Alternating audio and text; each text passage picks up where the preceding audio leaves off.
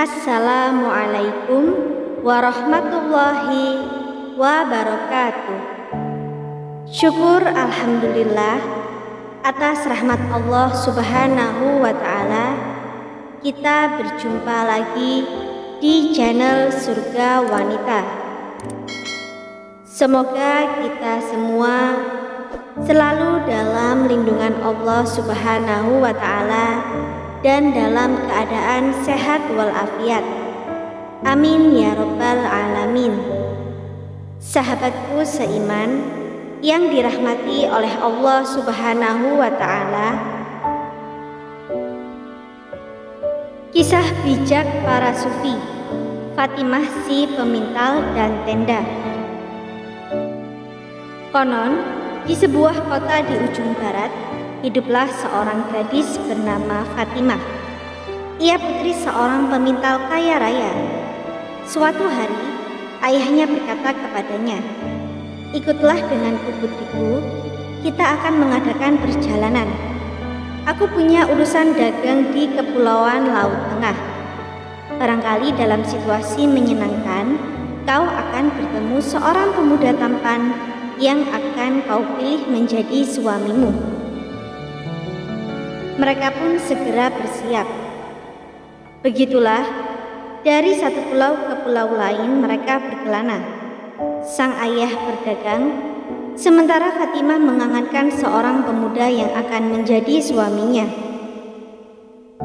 Tetapi, suatu hari dalam pelayaran menuju kereta, laut mengamuk dan badai dahsyat membuat kapal mereka karam.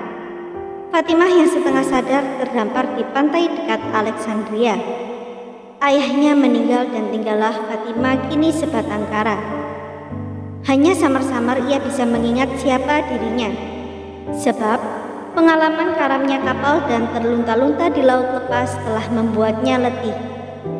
Ketika ia sedang berputar-putar di pantai tanpa tujuan, sebuah keluarga penenun kain melihatnya. Meskipun miskin, mereka menerimanya di pondok mereka dan mengajarinya keterampilan menenun. Demikianlah gadis itu memulai hidup keduanya, dan dalam setahun 2 tahun ia sudah merasa gembira kembali. Ia berdamai dengan nasibnya. Tetapi suatu hari, ketika sedang bersantai di pantai, sekelompok pedagang budak menghadang dan membawanya pergi bersama juga tawanan lainnya. Ratapan dan keluh kesah Fatimah tidak menimbulkan simpati dari orang-orang yang menangkapnya. Ia dijual ke Istanbul sebagai seorang budak. Dunianya limbung untuk kedua kalinya. Fatimah beruntung karena ketika itu pasar sedang sepi dan hanya ada sedikit pembeli budak. Salah satunya seorang lelaki yang mencari budak untuk bekerja di pabrik kayunya untuk membuat tiang-tiang kapal. Ketika dilihatnya Fatimah diperlakukan tidak senonoh, ia merasa kasihan dan memutuskan membeli gadis malang itu. Pikirnya, dengan begitu setidaknya ia bisa memberi hidup yang sedikit lebih baik bagi Fatimah dibandingkan bila gadis itu dibeli oleh orang lain. Ia membawa Fatimah ke rumahnya dengan maksud memperkerjakannya sebagai pelayan bagi istrinya. Tetapi ketika tiba di rumah, ia diberitahu bahwa kapal muatnya telah dirampok bajak laut. Padahal semua uangnya sudah ia habiskan untuk membeli muatan dalam kapal tersebut. Ia tak punya uang lagi untuk mengupah pekerja. Jadi, ia, Fatimah dan istrinya sendirian bekerja keras membuat tiang-tiang. Fatimah yang sangat bersyukur telah diselamatkan oleh pembelinya itu, bekerja sangat giat dan baik sehingga tuannya membebaskannya. Dan jadilah Fatimah orang kepercayaan tuannya. Dan Fatimah cukup bahagia dengan kehidupan ketiganya itu. Suatu hari, tuan itu berkata kepada Fatimah, "Fatimah, pergilah dengan kapal muat membawa tiang-tiang kapal ke Jawa sebagai suruhanku, dan pastikan kau menjualnya dengan mendapatkan laba."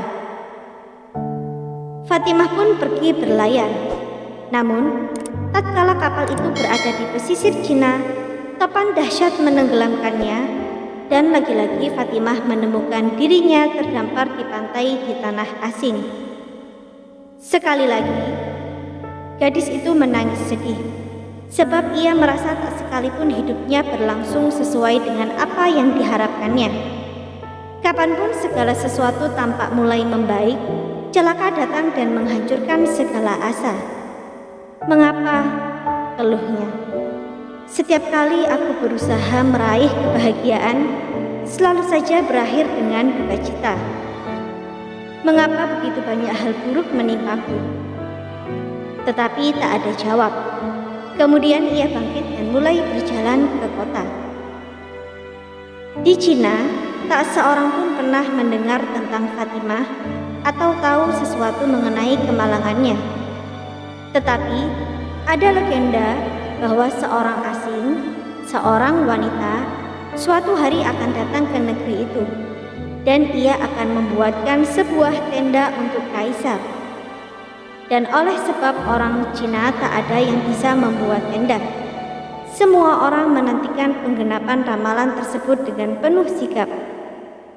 Untuk memastikan agar kedatangan wanita asing ini diketahui, maka Kaisar Cina turun-temurun mengikuti kebiasaan untuk mengirimkan pesan setahun sekali kepada kota dan desa di negeri itu, menanyakan tentang wanita asing yang harus dibawa ke istana.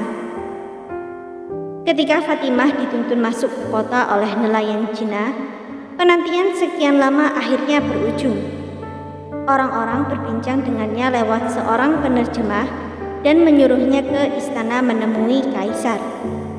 "Nyonya," kata sang kaisar ketika Fatimah dibawa menghadap, "dapatkah Nyonya membuat sebuah tenda?" "Saya dapat," jawab Fatimah.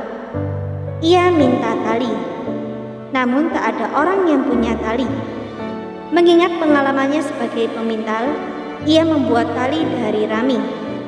Kemudian ia meminta kain khusus untuk tenda. Tetapi orang Cina tidak memiliki kain seperti yang ia perlukan.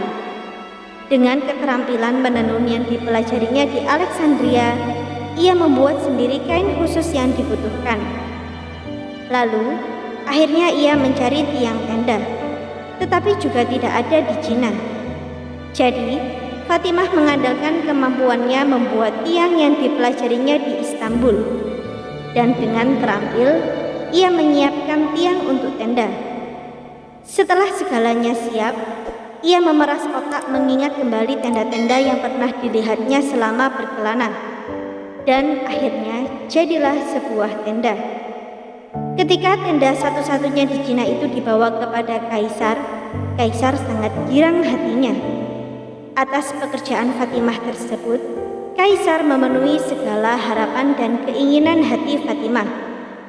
Ia memilih menetap di Cina, menikah dengan seorang pangeran tampan, dan hidup bahagia bersama anak-anaknya hingga akhir hayatnya. Lewat semua petualangan ini, Fatimah menyadari bahwa apa yang semula tampak sebagai pengalaman menyedihkan, ternyata merupakan bagian penting dari pencapaian kebahagiaan sejati dalam hidupnya. Semoga apa yang kami sampaikan kali ini bermanfaat bagi kita semua dan menjadi jariah soleh. Jangan lupa untuk menekan tombol like dan subscribe, serta nyalakan lonceng notifikasinya agar Anda tidak ketinggalan video terbaru dari Surga Wanita. Sekian dan terima kasih banyak. Wassalamualaikum warahmatullahi wabarakatuh.